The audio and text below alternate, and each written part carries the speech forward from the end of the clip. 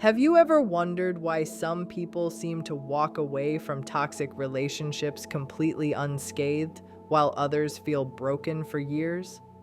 The answer might surprise you. It's not about being the strongest or the smartest. It's about something far quieter, far deeper, and far more powerful than most of us realize. When people think about surviving a narcissist, they often imagine someone who is unshakable, someone tough, or someone who can fight back and win. But the truth is, it's not raw strength that carries a person through, it's resilience. Resilience is quieter, more subtle. It's the ability to bend without breaking, to absorb the impact of manipulation or criticism, and still maintain a sense of who you are. A narcissist will try to push buttons, provoke reactions, and undermine confidence, but resilience acts like a shield, not by blocking everything, but by allowing you to recover and keep moving forward. Resilient people don't have to prove anything to anyone. They don't need to show they are strong in the traditional sense because their power comes from a deeper place. It comes from knowing their limits, understanding their worth, and recognizing that the narcissist's opinions are reflections of the narcissist, not truths about themselves. When a narcissist tries to tear someone down, a resilient person can pause, breathe, and remind themselves that the attack is not a reflection of their value. This inner fortitude is often invisible to the outside world, which is why it's easy to underestimate those who survive these dynamics. Another important aspect of resilience is patience. Dealing with a narcissist is rarely a quick confrontation or a single dramatic moment. It's a prolonged, sometimes exhausting process of navigating gaslighting, blame shifting, and constant testing of boundaries. Resilient people have learned how to pace themselves. They understand that responding immediately to every provocation can drain them, so they develop the ability to step back, process what's happening, and respond thoughtfully rather than react impulsively. This is different from stubbornness or rigidity. Resilience is flexible. It allows for mistakes, adjustments, and learning along the way without losing sight of the goal, maintaining your sense of self in the face of emotional turbulence. Emotional regulation is a core part of resilience. Narcissists thrive on chaos and emotional reactions because it gives them power. A resilient person recognizes this pattern and works to stay centered, even when provoked. That doesn't mean they suppress emotions completely, but they understand the difference between feeling and acting in ways that feed the narcissist's control. They feel, they acknowledge, and they redirect their energy in a way that preserves their boundaries and sense of safety. Over time, this consistent practice of self-regulation strengthens them, making them harder to manipulate and more capable of navigating the emotional complexity that comes with a narcissistic relationship. Resilience also involves a realistic perspective. Survivors of narcissistic behavior often see the world as it is, not as they wish it to be. They understand that the narcissist's behavior is unlikely to change, and they prepare themselves for that reality. This doesn't mean cynicism or emotional detachment, it means clarity. By seeing the situation clearly, they can make decisions that protect themselves and their mental health, rather than clinging to hope that the narcissist will suddenly act differently. This clarity fuels their resilience because it allows them to invest energy where it matters most, instead of constantly reacting to the narcissist's games. Finally, resilience is sustained by self-compassion. Surviving a narcissist often comes with guilt, self-doubt, and moments of feeling like you failed. But resilient people understand that mistakes and setbacks are part of the process. They don't punish themselves for being human. Instead, they learn, reflect, and adjust. This ability to be kind to themselves, even when the narcissist is cruel, is what allows them to endure long enough to come out stronger on the other side. Resilience isn't about being invulnerable. It's about facing challenges, recovering, and continuing to move forward with awareness and strength of spirit.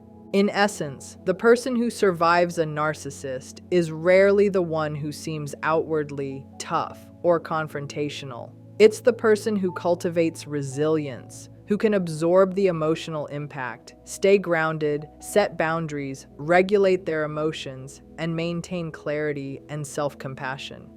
Resilience is the quiet, invisible armor that shields a person from the storm, and it's far more effective than brute strength when dealing with someone whose tools are manipulation, control, and constant testing of limits. Over time, this resilience becomes not just a survival skill, but a foundation for growth, self-trust, and the ability to thrive beyond the narcissistic influence. When people think about surviving a narcissist, boundaries are often the single most underestimated tool. Boundaries are not walls meant to keep people out. They are guidelines that protect your emotional and mental space. A narcissist's world thrives on crossing lines, pushing limits, and exploiting weaknesses. Without clear boundaries, a person becomes vulnerable to manipulation, guilt-tripping, and emotional exhaustion. The ones who survive aren't necessarily stronger or smarter. They are the ones who know where their lines are, who respect those lines themselves, and who refuse to let the narcissist redefine them. Boundaries start with clarity. A person who survives understands what they will and will not accept. This clarity requires honest self-reflection. What behaviors are truly harmful? What triggers your anxiety or fear? What values are non-negotiable?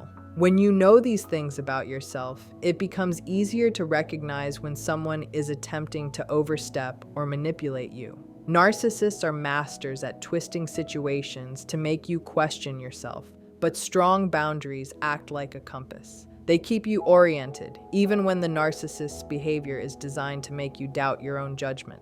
Consistency is the next critical piece. It's not enough to set a boundary once and hope it will stick. A narcissist will test boundaries repeatedly, often in subtle ways that can erode confidence if you're not careful. Survivors enforce boundaries consistently, not out of stubbornness, but because they understand that flexibility with a narcissist often becomes exploitation. Saying no when something violates your limits, and saying it every time, communicates that your space and your well-being are non-negotiable. Over time, this repetition strengthens the boundary and teaches the narcissist that manipulation will not work on you. Boundaries are also about communication, and that requires courage. It can feel uncomfortable to assert what you need, especially if the narcissist is skilled at guilt or shame tactics. But survivors have learned that silence or passive agreement often leads to more intrusion, more control, and more emotional depletion. Communicating a boundary clearly, calmly, and without over-explaining is a form of self-respect. It signals that your mental health matters and that you won't be moved by intimidation or drama. The act of asserting a boundary is empowering because it puts you back in the driver's seat of your own life. Another key aspect is knowing the difference between healthy boundaries and rigid defenses. Boundaries are not meant to isolate you or create emotional distance unnecessarily. They are meant to maintain your sense of safety and integrity. Survivors balance firmness with emotional awareness. They may enforce a boundary while still showing empathy and compassion, but they do so without sacrificing their own needs. This distinction is crucial because narcissists often try to frame boundaries as selfishness or coldness. Recognizing that a boundary is an act of self-preservation rather than cruelty allows the survivor to maintain it without guilt. Boundaries are also dynamic. People grow, circumstances change, and boundaries can evolve, but the principle remains. You control your personal limits, not the narcissist. Someone who survives understands that adjusting boundaries is about protecting yourself, not accommodating the narcissist's whims. They can say yes when it aligns with their values and well-being, and they can say no firmly when it does not. This flexibility ensures that boundaries serve their purpose rather than becoming rigid rules that can be manipulated or broken. Importantly, boundaries build self-trust. Every time a person sets a limit and enforces it successfully, they reinforce the belief that they can protect themselves emotionally and mentally.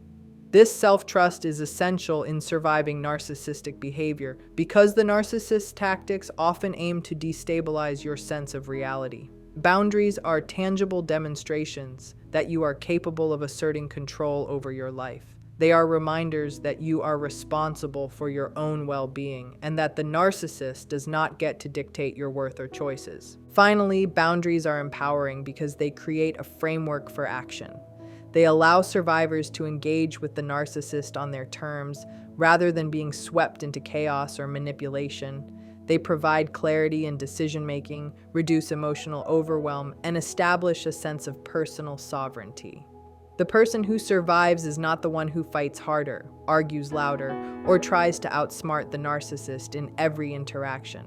The survivor is the one who knows their limits, honors them consistently, communicates them clearly, and trusts themselves enough to maintain them under pressure. Boundaries, in essence, are both armor and compass. They protect against emotional harm while guiding the survivor through the complex dynamics a narcissist creates. Without them, even the most resilient person can become worn down, confused, and trapped. With them, survival becomes possible. Not just survival, but the ability to reclaim agency, protect emotional health, and navigate a relationship with clarity, confidence, and self-respect. When people deal with a narcissist, one of the biggest traps is thinking that sheer willpower or ego can protect them. They imagine that if they are strong-willed, assertive, or confrontational enough, they can withstand manipulation. But the truth is, the ego can be a dangerous lens. It craves recognition, validation, and control, and narcissists are experts at exploiting that. The people who survive aren't the ones with the biggest egos. They are the ones with the clearest self-knowledge. They understand themselves deeply, including their triggers, values, and emotional patterns. This self-awareness becomes a kind of armor, shielding them from manipulation in ways that force or confrontation never could. Self-knowledge begins with recognizing your own vulnerabilities.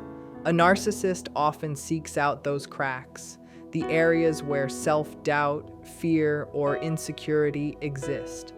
A person who truly knows themselves can spot these vulnerabilities and separate them from the narcissist's attacks. They can identify when a statement or action is meant to provoke a reaction rather than reflect reality. Instead of responding defensively, they pause and reflect. This pause is crucial because it prevents the narcissist from gaining control through emotional reactions. The more a person understands themselves, the less leverage a narcissist has. Another key element of self-knowledge is understanding personal values. Survivors know what is truly important to them and what they will not compromise for anyone. This clarity acts as a guide through chaotic interactions. Narcissists thrive on confusion, manipulation, and moral ambiguity. They want their targets to doubt themselves and question their own judgments. But when someone is grounded in their values, it's much harder for a narcissist to bend them. Decisions and responses are anchored in a clear internal compass, not in attempts to please, placate, or avoid conflict. Self-knowledge also involves being aware of emotional triggers. Narcissists are skilled at pushing buttons, often subtly, to elicit guilt, shame, or anger. A person who survives is intimately familiar with their own patterns of emotional response. They know when they are likely to feel provoked and can implement strategies to regulate those emotions before reacting. This doesn't mean ignoring feelings or suppressing them. It means observing and managing emotions in a way that prevents the narcissist from using them as weapons. This self-regulation is only possible when a person truly understands themselves and their emotional landscape. Resilience alone is not enough without self-knowledge. A person might be able to withstand difficult situations temporarily, but without insight into who they are, why they react the way they do, and what they truly need, they remain vulnerable to repeated cycles of manipulation. Survivors combine resilience with self-awareness. They know when to step back, when to engage, and when to disengage. They understand the difference between compromise and self-sacrifice, and this distinction allows them to navigate interactions with a narcissist without losing themselves. Self-knowledge also diminishes the need for external validation. Narcissists often attempt to control through praise, attention, or criticism. If someone relies on the narcissist for their sense of worth, they are immediately at a disadvantage. The person who survives, however, has developed a strong internal sense of value. They trust themselves to know what is right for them, independent of approval or acknowledgement. This internal validation is powerful because it removes the primary tool that narcissists use to dominate: control over perception and esteem. Another subtle but crucial aspect is recognizing when a narcissist's narrative is not your truth. Narcissists are skilled storytellers. They can distort reality, rewrite events, and make you question your memory or judgment. A person with self-knowledge can see through these distortions. They understand their own experiences, choices, and intentions well enough to separate fact from manipulation. This clarity provides a mental framework for navigating interactions and makes it harder for the narcissist to create confusion or dependency. Finally, self-knowledge cultivates patience and strategic thinking. Survivors understand that dealing with a narcissist is rarely a matter of quick wins or immediate victories. They know their own limits, their emotional thresholds, and how to manage energy over time. They respond thoughtfully rather than impulsively. This patience is rooted in self-awareness. It is a conscious choice to act from understanding rather than ego-driven reactions. Ego might push someone to win a confrontation or prove they are right, but self-knowledge prioritizes long-term well-being, emotional health, and clarity. In essence, the person who survives a narcissist is not the one with the loudest voice or the hardest punch. It's the one who knows themselves, understands their own mind and heart, and navigates the complex dynamics with awareness and discernment. Self-knowledge becomes the shield that ego cannot provide, allowing the individual to withstand manipulation, preserve boundaries, and maintain a sense of integrity, even in the face of relentless psychological pressure. When dealing with a narcissist, many people believe that being firm and unyielding is the best way to protect themselves. They imagine that if they stay rigid, the narcissist will eventually back down. But rigidity, even when well-intentioned, can backfire. Narcissists thrive on control and predictability, and a rigid approach often becomes another tool for them to exploit. The people who survive these relationships are not the ones who resist change at all costs. They are the ones who are flexible, who adapt strategically, and who can navigate the narcissist's behavior without losing their own sense of self. Flexibility doesn't mean being weak or giving in. It means understanding which battles matter and which ones don't. Narcissists often provoke over minor issues, testing reactions and pushing buttons just to see if they can get a rise. A rigid response to every provocation can lead to constant conflict, emotional depletion, and frustration. The person who survives knows when to stand firm and when to step back, choosing their responses with intention rather than reacting impulsively. This selective engagement preserves energy, reduces unnecessary stress, and makes it harder for the narcissist to manipulate.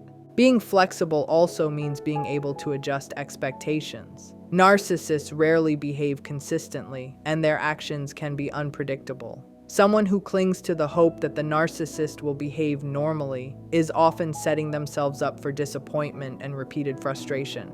Survivors understand that they cannot control the narcissist, only their own choices and reactions. They adjust their strategies and expectations based on reality, not wishful thinking. This mindset allows them to interact without constantly being blindsided or emotionally derailed. Flexibility is also closely tied to problem solving. A rigid approach often leads to stalemates because narcissists are skilled at arguing, deflecting, and twisting situations. Those who survive think creatively and strategically about interactions. They find ways to protect themselves, enforce boundaries, and maintain dignity without engaging in unnecessary confrontations. This might look like walking away from a conversation, redirecting a topic, or using humor to diffuse tension. The goal is not to win over the narcissist, but to navigate the dynamic in a way that preserves emotional stability. At the same time, survivors recognize that flexibility has limits. It is not about constantly compromising values or tolerating abuse. Instead, it's about adapting tactics while staying anchored in core principles. They can bend when the situation allows, but they don't break. They maintain non-negotiable boundaries while finding creative ways to manage lesser conflicts. This combination of firmness and adaptability is what allows them to survive interactions that might crush someone who is entirely rigid or entirely passive. Emotional flexibility is also essential. Narcissists often provoke feelings of anger, frustration, guilt, or shame. Someone who is rigid in their emotional responses may lash out, retreat, or become overwhelmed. A flexible person, however, acknowledges these feelings without letting them dictate behavior. They can shift perspectives, regulate their emotions, and choose responses that protect their well-being. This emotional adaptability prevents the narcissist from gaining leverage and allows the individual to stay grounded even during highly charged interactions. Flexibility is closely linked to long-term survival. Narcissistic relationships or encounters are rarely brief or predictable. They are often complex, with repeated cycles of manipulation, charm, and devaluation. Rigid approaches tend to burn people out quickly. Flexible approaches allow a person to pace themselves, conserve energy, and stay consistent in protecting their interests over time. By adapting to circumstances without losing themselves, they are able to endure and maintain clarity. Another aspect of flexibility is perspective taking. Survivors understand the narcissist's patterns without necessarily condoning them. They observe, anticipate, and plan, which allows them to respond effectively rather than react impulsively. This perspective doesn't mean getting caught up in the narcissist's drama or trying to change them. It means using insight to navigate interactions safely and strategically. It's a mental flexibility that creates emotional distance while maintaining awareness. Ultimately, the person who survives a narcissist is rarely the one who refuses to bend in any circumstance. They are the ones who can adjust, adapt, and respond in ways that protect their emotional and psychological health. Flexibility allows them to navigate unpredictability, regulate emotions, prioritize energy, and maintain boundaries, all without compromising their sense of self. Rigidity, in contrast, can create unnecessary conflict, emotional exhaustion, and vulnerability. Surviving a narcissist is less about being unyielding and more about being wisely adaptable, combining firm principles with strategic flexibility and learning to flow without losing oneself in the process. When people think about surviving a narcissist, they often assume that the key is to stop caring altogether. They imagine shutting down emotionally, becoming cold, or pretending nothing matters. But that's not what truly works. The person who survives doesn't become indifferent. They practice emotional detachment. This means they can care, they can notice, they can feel, but they don't allow the narcissist's manipulations to control their inner world. Emotional detachment is a skill, a conscious choice, and a form of self-preservation that protects mental and emotional health while still maintaining humanity. Emotional detachment begins with awareness. Survivors notice the narcissist's patterns, the ways they provoke, manipulate, and demand attention. But they observe without being consumed. They see the attempts at guilt, shame, or control for what they are, rather than accepting them as truths about themselves. This awareness creates a kind of buffer. Instead of reacting impulsively or emotionally, they respond with clarity and thoughtfulness. The narcissist can still perform their usual tactics, but the detached observer is not pulled into the chaos. Detachment is not the same as avoidance. It doesn't mean ignoring problems or running away from difficult situations. It means engaging selectively, with intention and boundaries in place. A detached person may participate in conversations, fulfill responsibilities, or maintain necessary interactions, but they do so without sacrificing their sense of self. They are present without being psychologically or emotionally swallowed. This distinction is crucial because avoidance alone does not build resilience or safety. It only postpones the confrontation of harmful dynamics. A key element of emotional detachment is regulating your own responses.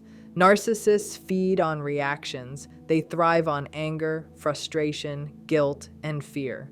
When someone can feel these emotions without letting them dictate actions, the narcissist loses power. This doesn't mean suppressing emotions. Survivors acknowledge how they feel, process it internally or with trusted outlets, and then choose responses that preserve their well-being. Emotional detachment gives space between feeling and action, which is essential for maintaining control in relationships where manipulation is constant. Empathy is another important factor. Detachment is not cruelty. Survivors are often highly empathetic people who can recognize the narcissist's struggles, patterns, or insecurities, but they understand that empathy does not require self-sacrifice. They can care about the human being while simultaneously refusing to be manipulated or harmed. This ability to separate concern for the person from concern for their behavior is what allows survivors to maintain compassion without losing themselves. It's a delicate balance, but it is what emotional detachment looks like in practice. Emotional detachment also helps in seeing reality clearly. Narcissists are experts at distortion. They can rewrite history, twist facts, and create confusion. Someone who is emotionally detached can witness these distortions without internalizing them. They hold their own perception of events, choices, and experiences firmly, which prevents the narcissist from gaining control through gaslighting or manipulation. In this way, detachment functions as both armor and compass, protecting mental clarity while guiding decision-making. Boundaries and detachment work hand in hand. While boundaries set limits on what the narcissist can do or say, detachment ensures that the emotional impact is contained. Without detachment, even strong boundaries can feel like fragile shields, because the narcissist's provocations may still trigger deep emotional reactions. Detachment strengthens the protective effect of boundaries, making interactions less draining and reducing the risk of being pulled into cycles of drama or manipulation. Finally, emotional detachment allows for strategic thinking and long-term preservation. Surviving a narcissist is rarely about winning a single argument or confrontation. It's about pacing oneself, maintaining energy, and protecting emotional health over time. Detachment provides the clarity to see patterns, anticipate tactics, and choose when to engage, respond, or disengage. It transforms the relationship from a chaotic struggle into a managed interaction, where the survivor remains centered, empowered, and capable of maintaining their integrity. In essence, the person who survives a narcissist does not shut off their emotions or become indifferent to the world around them. They learn to feel without being consumed, to care without being exploited, and to engage without being manipulated. Emotional detachment is an active, conscious practice that preserves autonomy, mental health, and self-respect. It allows the survivor to navigate interactions safely, maintain clarity, and protect their inner world while still remaining human, empathetic, and emotionally aware. It's this balance between caring and protecting that allows someone to endure, adapt, and ultimately thrive in the presence of a narcissist. One of the most important lessons in surviving a narcissist is learning where your sense of worth comes from. Many people unconsciously look outside themselves for validation, approval, praise, recognition, or acknowledgement from others. Narcissists know this and often exploit it. They use praise to control, criticism to wound, and manipulation to keep someone constantly seeking their approval. The people who survive, however, develop a sense of inner validation. They don't rely on the narcissist or anyone else to define their value. Instead, they cultivate a deep, internal sense of self-worth that cannot be shaken by external forces. Inner validation begins with self-awareness. It requires knowing your strengths, weaknesses, values, and personal standards. When you understand who you are and what matters to you, the need for approval diminishes. You recognize that being seen, liked, or praised by a narcissist does not define your worth. This self-knowledge creates stability. Even in moments when a narcissist tries to belittle or manipulate, the survivor can remind themselves that their value exists independently of the narcissist's perception. Relying on external approval is particularly dangerous in narcissistic relationships because the narcissist's feedback is often inconsistent and unpredictable. One moment they offer praise or attention, and the next, criticism or withdrawal. This inconsistency keeps people on edge, constantly seeking the next moment of approval. Survivors break free from this cycle by turning inward. They ask themselves, does this align with my values? Am I proud of my choices? Am I acting in a way that feels authentic to me? When the answer is yes, the narcissist's opinion loses power. Inner validation shifts the focus from being liked or approved of to being true to oneself.